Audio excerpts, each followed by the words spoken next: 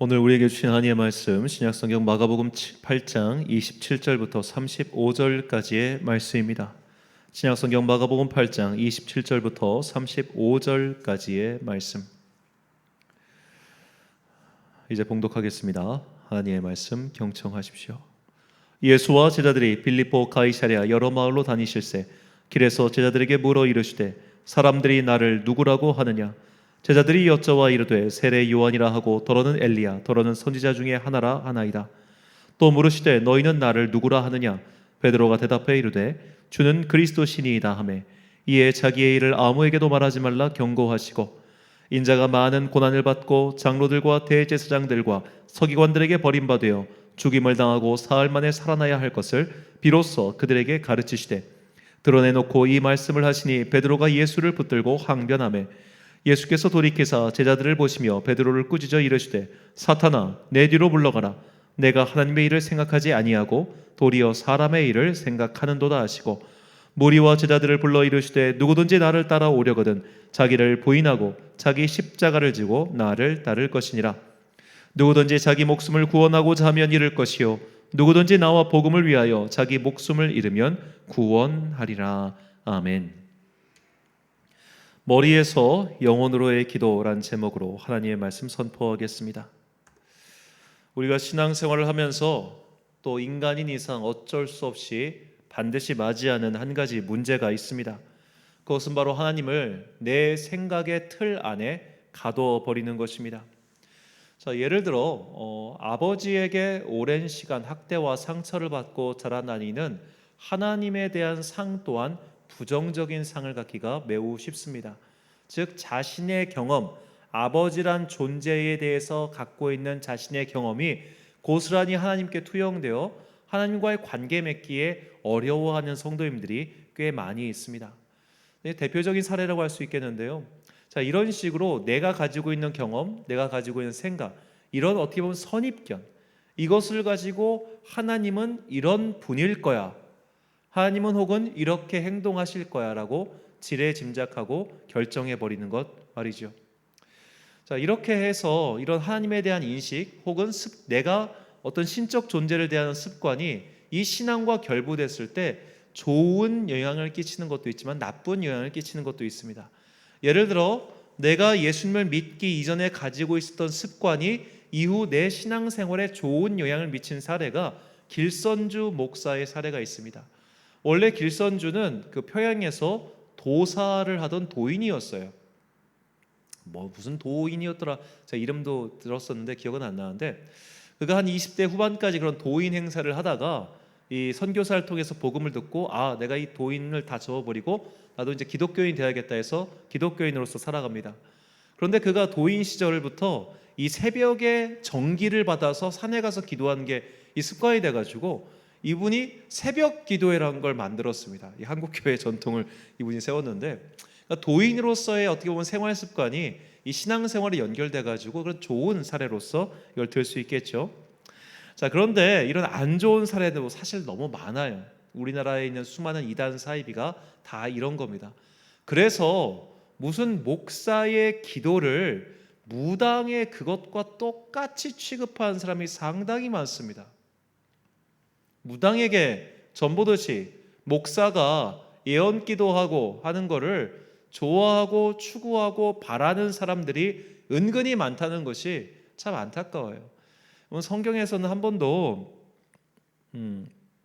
우리가 찾아가서 예언 기도 해주세요 하면 그 목사가 너의 앞날은 이럴 것이다, 그런 예언 기도에 대해서 성경에 나오진 않습니다.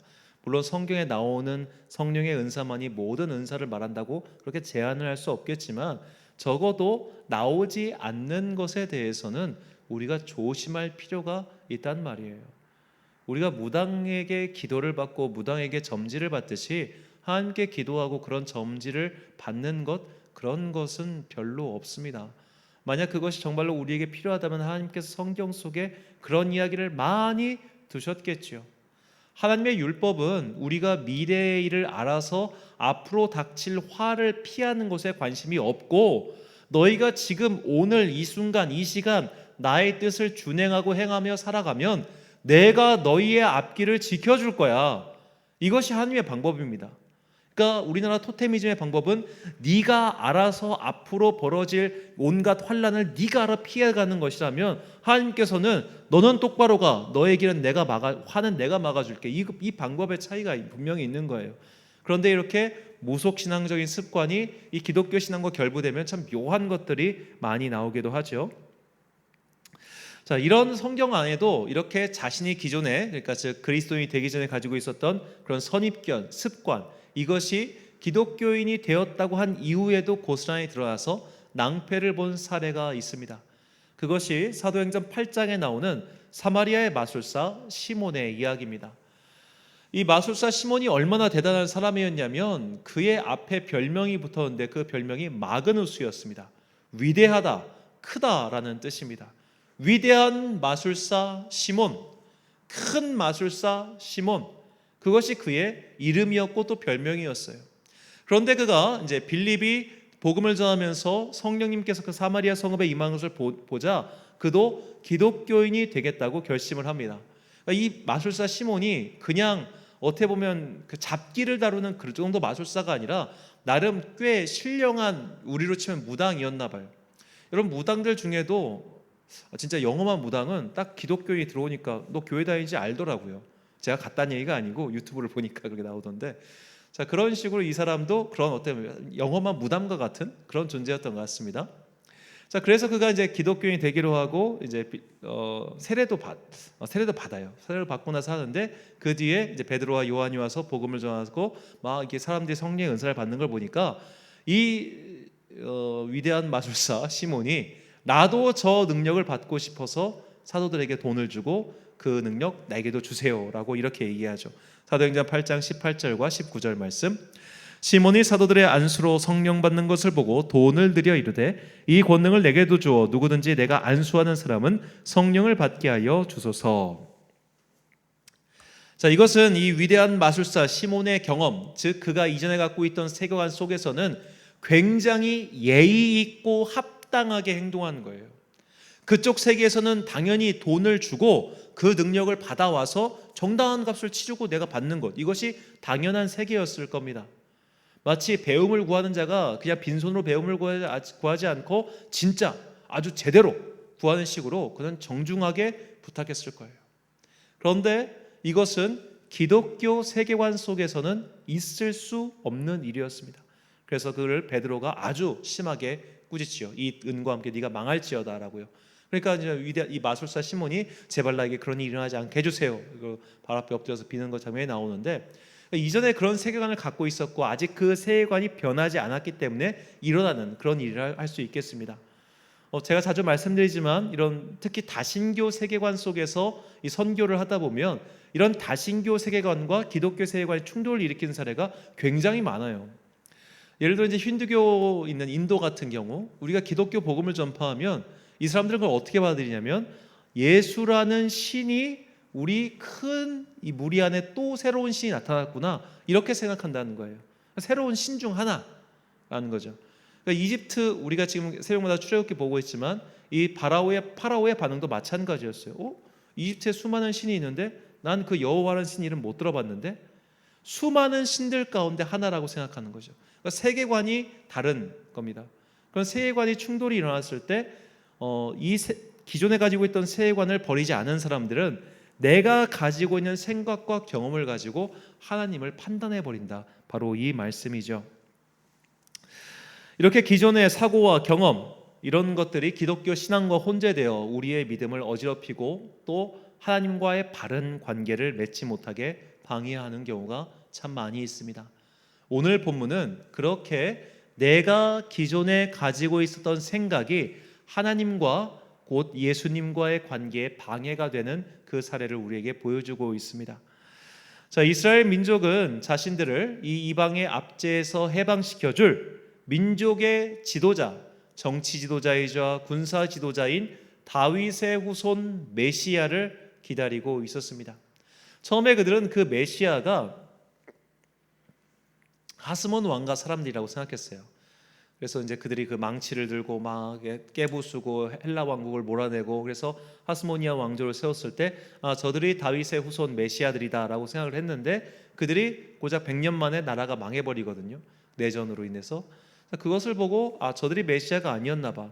그렇다면 이제 이 이방으로부터, 과거에는 헬라 제국, 이제는 로마 제국과 같은 그런 사람의 힘으로, 지금 우리의 국력으로는 어찌할 수 없는 이들로부터 우리를 해방시켜줄 정치적, 군사적 그런 메시아 지도자는 과연 언제 올까? 이것을 기다리는 사람들이 있었는데, 베드로 또한 그런 사람 중에 하나였던 겁니다. 자, 그래서 베드로는 바로 지금 자신이 주님으로 모시고 있는, 여기서 주님이라는 것은 뭐 주인님 의미도 있지만 어떻게 보면 좀 더 높은, 내가 섬기는 스승님, 그런 높은 사람을 뜻하는 말이기도 해요. 그러니까 어떤 신적인 존재에게 주님이라고 얘기한다기보다는 나보다 훨씬 높은 주인님, 이런 의미도 사실 있습니다. 그러니까 이 성경 안에서 이 용어가 혼재되어 있다는 걸 좀 염두에 두고요. 자, 그래서 오늘 본문에서 베드로가 예수님께 이렇게 이야기하죠. 본문 29절 말씀. 또 물으시되 너희는 나를 누구라 하느냐? 베드로가 대답하여 이르되 주는 그리스도시니이다. 아멘. 아멘. 자, 주는 그리스도시다. 당신은 기름 부은 자 메시아입니다.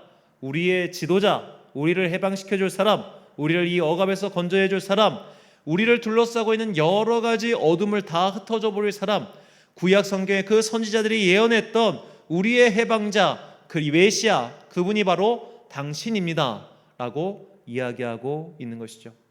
자, 여기서 굉장히 중요한 것, 베드로는 구약 성경 전부를 알지 못했을 겁니다. 그리고 설령 그가 구약 성경을 전부 봤다고 하더라도 정말 메시아가 어떤 분인지에 대해서 꼼꼼히 연구하거나 그것을 체계화시키진 않았을 거예요. 그도 아마 누군가에게 메시아는 이런 분이야, 이런 분이야, 이런 분이야 라는 것을 듣고 자랐겠죠. 그 사람들이 결국 이제 보면, 자, 이사야 이제 후반부에 나오는 그런 어린 양과 같은 메시아, 그 메시아 상이 시대가 흘러가면서 변해요. 우리 사실 구약 성경에 나온 메시아 상은 대부분 어떻게 보면 정치적 의미의 메시아라기보다는 하나님의 아들로서 주님의 날에, 여호와의 날에 심판의 대리자 혹은 영적인 대리자, 좀 믿음 영적인 의미가 강한데, 이것이 이제 수백 년의 세월이 흐르면서 그런 영적인 의미는 거의 사라지고 어떻게 보면 베드로 당시에는 굉장히 정치적이고 군사적인 이미지만 남아 있었던 셈입니다. 그러다 보니까 열심당이 생기기도 하고, 또 그 이전에 이 갈릴리에서 또 반란이 일어나기도 하고, 그런 일들이 계속해서 일어났던 것이죠. 즉 정치적 혼란기에는 누구나 이런 정치적 혼란기에서 건져내줄 그럴 지도자를 찾지 않습니까? 자, 그런 식으로 지금 베드로는 예수님을 바라보고 있었던 것이죠. 그래서 예수님께서 이제 내가 십자가의 고난을 당해서 죽을 거야 라니까 베드로가 이렇게 행동합니다. 본문 31절과 32절 말씀. 인자가 많은 고난을 받고 장로들과 대제사장들과 서기관들에게 버림받아 죽임을 당하고 사흘 만에 살아나야 할 것을 비로소 그들에게 가르치시되 드러내놓고 이 말씀을 하시니 베드로가 예수를 붙들고 항변하매. 자, 여기서 붙들고 항변하다라는 헬라어는 각각 이 아르코와 에피티마오인데, 이는 지배하다라는 뜻과 책망하다, 경고하다라는 뜻입니다. 그러니까 지금 베드로가 이 붙들고 항변하는 것은 예수님 그건 아니에요, 이게 아니라 뭐 하는 거예요 지금, 거의 이 정도 수준이었다는 겁니다. 지배하고 경고했어요. 그래서 이 장면 때문에 이제 유럽에서 특히 예수님을 주인공으로 한 소설들을 보면은 베드로의 모습이 굉장히 강압적이고 억압적이고 그리고 좀 과격하게 등장합니다. 어떤 소설은 베드로도 열심당원이었을 것이다, 그렇게 짐작하는 어떤 저자들도 있었고요. 그 베드로는 아마도 예수님보다 나이가 많았을 것이다, 혹은 또 더 나간 사람들은 실제로 예수 공동체를 조직하고 이끈 사람은 베드로다라고 말할 정도입니다. 자, 그만큼 베드로는 어떻게 보면 정말로 당신은 메시아야 라고 얘기했지만 그 메시아가 정치적인 지도자이기 때문에 너 정치적 지도자야, 그래서 그분의 멱살을 잡고 흔들 수 있었던 것이죠. 정말로 그가 신적인 존재, 하나님과 동일 본질이신 성자 하나님 예수라는 것을 그는 아직 고백하지 못한 거예요. 물론 우리가 마태복음 복음에 보면은 이제 하나님의 아들이시오라는 고백이 나오긴 하지만, 그러나 이제 예수님 말씀처럼 이것을 너에게 알리게 하신 분은 사람이 아니라 하나님이라고 하잖아요. 그러니까 그 순간은 그가 하나님의 입술이 되어 어떻게 보면 고백을 한 것이지만, 아직 그의 안에는 그런 정치적 메시아에 대한 그런 선입견과 경험과 생각이 버려지지 않았기 때문에 예수님을 지배하려고 들었고 예수님의 그 말을 경고하고 책망했던 것이죠. 자, 이것이 우리가 신앙생활 하는 동안 마주할 수 있는 위험입니다.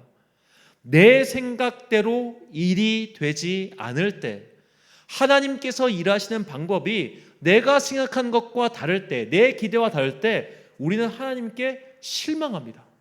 심지어 하나님께 분노하기도 합니다. 성경에는 이런 사례가 꽤 나옵니다. 대표적인 사람이 가인이죠. 하나님께서 자신의 기대대로 행동하지 않으시니까 씩씩거리며 화를 내고 엉뚱하게도 자기 동생에게 화풀이를 합니다.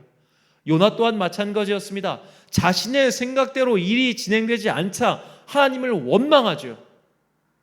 그리고 또 그 또한 화를 씩씩거리며 냅니다. 그런 일들이 다른 경우도 참 많았죠. 이것은 사실 오늘 우리의 모습이기도 합니다. 내가 하나님을 잘 믿고 주일 성수 열심히 하고 11조도 열심히 했고 교회 봉사도 열심히 했는데 하나님 내 인생 왜 이렇게 안 풀려요? 그 마음이 딱 들어간 순간부터 에이 나 안 믿어 이래버리는 사람들이 꽤 있습니다. 내 인생이 내 계획대로 되지 않으면 하나님은 살아계시지가 않는구만 이라고 생각하면서 하나님께 등을 돌려버리는 사람들, 그들은 자기가 시험이 들렸다고 이야기를 하지만, 혹은 하나님께 실망했다고 이야기하지만, 그것은 결국 기존에 자신이 가지고 있던 경험과 생각과 그 틀을 버리지 않았기 때문에 그 틀에 맞춰 하나님을 제한하고 가두고 그분을 억압하는 것이죠. 마치 베드로가 예수님을 지배하고 책망하고 경고하였듯이 우리도 사실 어쩌면 하나님이 지금 우리 옆에 안 계셔서 그렇지, 그러니까 우리가 잡을 수 있는 실체로서 안 계셔서 그렇지, 잡을 수 있는 실체로 계시다면 하나님 나한테 이럴 수 있어요? 라고 삿대질하고 때로는 주먹질할 그럴 사람들이 우리는 과연 아니라고 단언할 수 있겠습니까? 우리도 하나님께 참 많이 분노하고 실망해하고 원망해하고 그랬던 시절들이 정말로 없다고 단언하실 수 있겠습니까? 내 인식과 내 경험과 내 사고의 틀 안에 하나님을 가두고 하나님께서는 마땅히 이렇게 하셔야 돼요, 하나님께서는 이렇게 해 주셔야 돼요 라고 그런 식으로 하나님께 윽박지르듯이 말했던 적은 과연 없다고 단언할 수 있으십니까? 오늘 이 베드로의 모습 그리고 가인의 모습, 요나와 같은 모습이 사실 우리의 신앙생활의 한 단면이라는 것을 꼭 기억하십시오.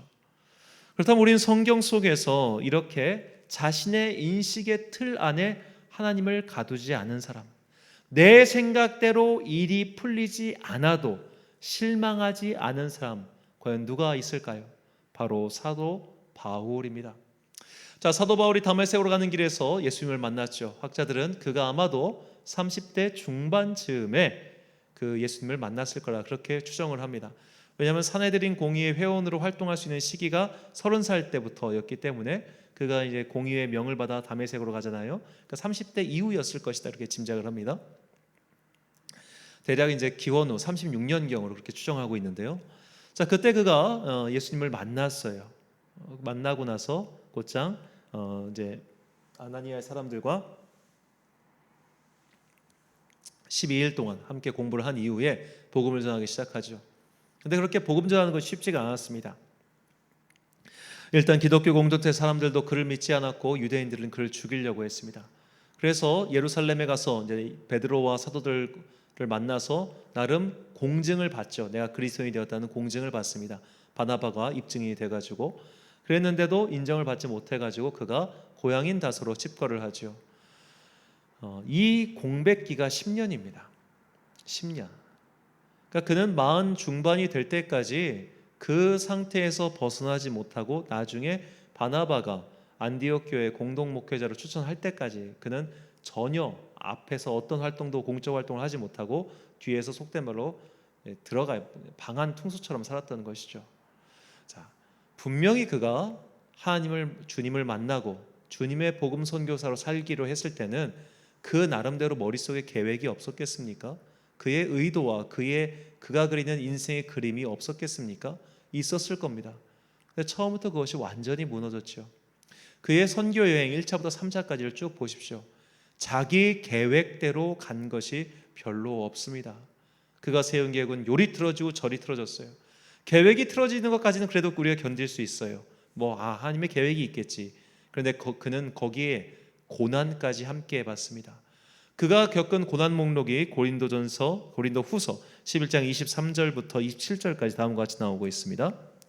그들이 그리스도의 일꾼이냐 정신없는 말을 하거니와 나는 더욱 그러하도다. 내가 수고를 넘치도록 하고 옥에 갇히기도 더 많이 하고 매도 수없이 맞고 여러 번 죽을 뻔하였으니 유대인들에게 40에서 하나 감한 매를 5번 맞았으며 3번 태장으로 맞고 1번 돌로 맞고 3번 파선하고 일주야를 깊은 바다에서 지냈으며 여러 번 여행하면서 강의 위험과 강도의 위험과 동족의 위험과 이방인의 위험과 시내의 위험과 광야의 위험과 바다의 위험과 거짓 형제 중에 위험을 당하고 또 수고하며 애쓰고 여러 번 자지 못하고 줄이며 목마르고 여러 번 굶고 춥고 헐벗었노라. 자, 이것만 한번 읽어보십시오. 분명히 바울은 하나님의 비전을 나의 소명으로 삼고 그 일을 했음에도 불구하고 이렇게 고난을 당했습니다. 고난받는 것이 그의 계획 안에 있었겠습니까? 배가 잘 가다가 난파를 만나는 것이 그의 계획 안에 있었겠습니까? 채찍에 맞는 것이 그의 계획 속에 있었겠습니까? 돌로 맞는 것이 그의 생각 속에 과연 있었겠습니까? 하나도 없는 일들이 이렇게 많이 일어났습니다.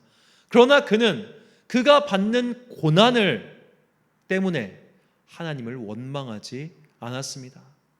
그가 세운 계획이 다 어그러졌음에도 불구하고 바다에서 일주일 표류했으면 그가 세운 계획은 다 무너진 거 아닙니까? 그런 일이 벌어졌음에도 불구하고 그는 하나님께 화를 내지 않았습니다. 어떻게 그런 일이 가능했을까요? 그는 하나님이 어떻게 역사하시는지 그 방법을 알고 있었기 때문입니다. 고린도서 12장 9절과 10절 말씀입니다. 나에게 이르시기를 내 은혜가 내게 족하도다. 이는 내 능력이 약한 데서 온전하여짐이라 하신지라. 그러므로 도리어 크게 기뻐함으로 나의 여러 약한 것들에 대하여 자랑하니니 이는 그리스도의 능력이 내게 머물게 하려 함이라. 그러므로 내가 그리스도를 위하여 약한 것들과 능욕과 궁핍과 박해와 곤고를 기뻐하노니 이는 내가 약한 그때의 강함이라. 아멘. 자, 우리의 모습과 너무나 다르지 않습니까? 우리는 기도하고 이루어지지 않으면 실망합니다. 헌신했는데 그 헌신이 뜻대로 되지 않으면 굉장히 절망합니다.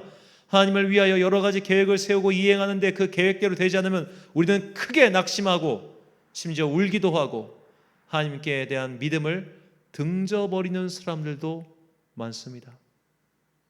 여름에 사역을 할 때, 여름 캠프 같은 거 사역을 하면은 정말 다치는 애들이 다치는 경우가 종종 있어요.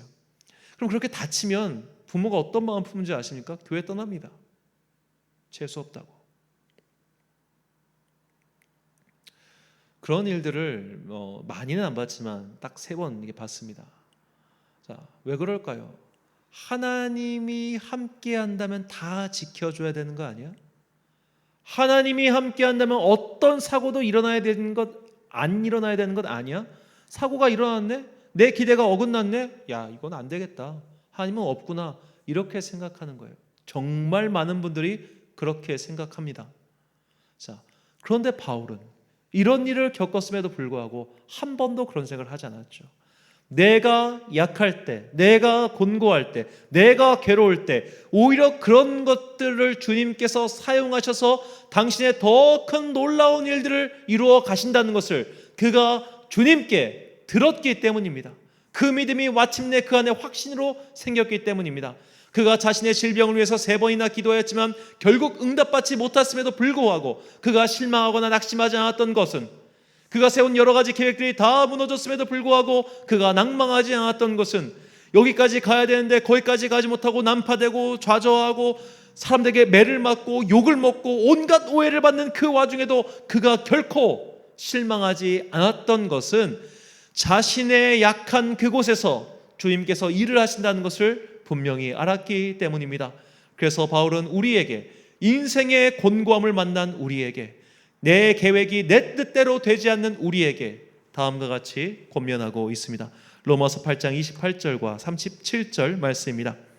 우리가 알거니와 하나님을 사랑하는 자 곧 그의 뜻대로 부르심을 입은 자들에게는 모든 것이 합력하여 선을 이루느니라. 그러나 이 모든 일에 우리를 사랑하시는 이로 말미암아 우리가 넉넉히 이기느니라. 아멘. 우리는 우리 머릿속에 있는 선입견, 내 생각, 내 기대, 내 계획을 버려야 합니다. 그때 내가 오히려 약해질 때, 내 계획이 무너졌을 때, 내 소망이 끊겨질 그 정도 어려운 상황에 처했을 때 오히려 하나님의 빛이 더욱 선명하게 드러나고 하나님께서 더 크게 일하실 수 있는 그런 놀라운 환경이 마련된다는 것을 잊지 마십시오. 바울은 자신이 주님의 도구라는 것을 알았습니다. 그래서 원망과 불평이 없었습니다. 자신의 뜻과 계획이 좌절되더라도 하나님의 뜻이 온전히 이루어질 것을 그가 믿음으로써 깨달았기 때문입니다. 사랑하는 천안 광성교회 성도 여러분, 그리고 이 기도에 함께하고 계신 귀한 주님의 자녀 여러분, 내 머릿속에 들어있는 생각들, 선입견, 그런 것들을 모두 십자가에 못 박을 수 있도록 날마다 기도와 노력을 그치지 마시길 바랍니다. 내 생각대로 내 인생이 풀리지 않을 때 그때 바울처럼 더 감사하는 사람이 되십시오. 하나님께서 이 일들을 과연 어떻게 풀어나가실지를 소망 가운데 기도하며 기다리십시오. 주님께서는 나의 실패조차도 사용하셔서 하나님 나라의 일을 놀랍게 이루어 가신다는 것을 기억하십시오. 내 인생의 성공보다 중요한 것은 하나님 나라의 영광이라는 것을 반드시 기억하시고, 내 성공이 오히려 하나님의 영광을 가리운다면 오히려 주님, 그래요, 나는 차라리 실패하는 게 낫겠어요 라고 기도할 수 있는 그런 놀라운 믿음의 사람, 그런 바울과 같은 모든 것이 합력하여 마침내 하나님의 선을 이룬다는 것을 믿고 오늘도 소망 가운데 소명을 붙들고 살아가는 여러분과 제가 되시길 주님의 이름으로 축원합니다. 우리가 찬양 부르신 후에 기도하겠습니다. 날이 저물어갈 때 빈들에서 걸을 때.